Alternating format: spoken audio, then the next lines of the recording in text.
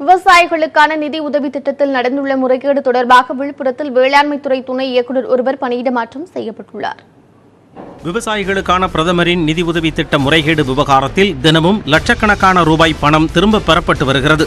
இதில் விழுப்புரம், கள்ளக்குறிச்சி மாவட்டங்களில் நிதியுதவி திட்டத்தை கவனித்த மேலாண்மை இணை இயக்குநர் கெனடி ஜெபக்குமார் மீதும் குற்றச்சாட்டு எழுந்திருக்கிறது. இந்த சூழலில் விழுப்புரத்தில் இருந்து நாமக்கல்லுக்கு அவர் பணியிட மாற்றம் செய்யப்பட்டுள்ளார். கள்ளக்குறிச்சியில் இதுவரை மொத்தம் 2 லட்சம் போலி பயனாளிகள் கண்டுபிடிக்கப்பட்டுள்ளனர்.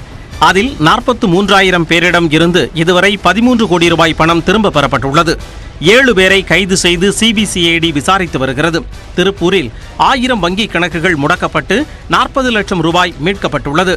80% ஆய்வுகள் முடிந்துள்ள நிலையில் இன்னும் ஒரு வாரத்தில் முழுமையான சோதனை முடிவுகள் வெளியாகும் என திருப்பூர் மாவட்ட வேளாண் துறை அலுவலர்கள் தெரிவித்துள்ளனர். திருச்சியில் 8650 பயனாளிகள் போலியானவர்கள் என கண்டறியப்பட்டுள்ள நிலையில் இதுவரை 94 லட்சம் ரூபாய் பணம் திரும்ப பெறப்பட்டுள்ளது.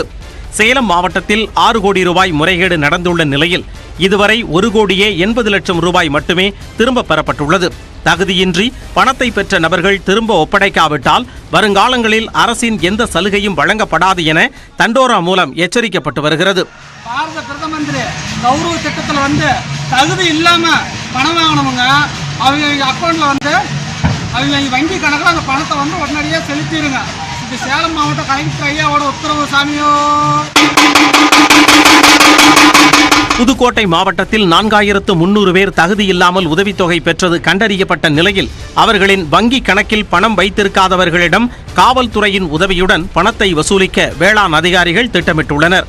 இதனிடையே விவசாயிகள் நிதி உதவி திட்டத்தில் பயனாளிகளை சேர்ப்பது நிறுத்தப்பட்டதாக கூறப்படுவது தவறான தகவல் என வேளாண் துறை செயலாளர் ககன்தீப் சிங் பேடி தெரிவித்துள்ளார்.